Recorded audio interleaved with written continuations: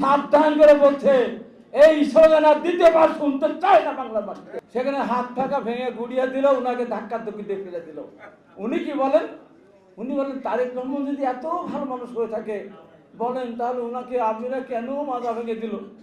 আমি যদি প্রশ্ন করি আপনি কেমন ভালো মানুষ ছিলেন, বরিশালের মাটিতে আপনাকে পিটিয়ে লুটোপুটি খাওয়ালো, তাহলে হাসিনা গেছে যে পথে তারেক যাবে সে পথে। সাবধান করে বলছে এই স্লোগান আর দ্বিতীয়বার শুনতে চায় না বাংলার মানুষ।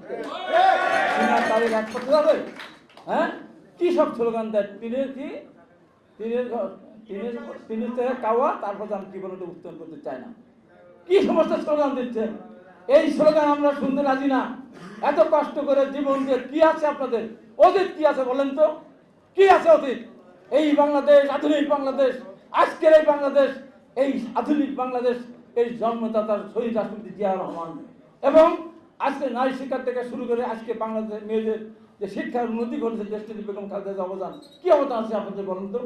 আপনাদের অবদান একটাই, ৭১ সালে লক্ষ লক্ষ মা আপনার ইজ্জত নষ্ট করেছিলেন, লক্ষ লক্ষ মাকে হত্যা করেছিলেন। স্লোগান দেন কি? ভুয়া ভুয়া, বিএনপি ভুয়া। এত বড় সাহস! আবার স্লোগান দেন পাশাপাশি গোলাম আজমের বাংলাদেশ, নিজামের বাংলাদেশ আমাকে ঠাঁই নাই।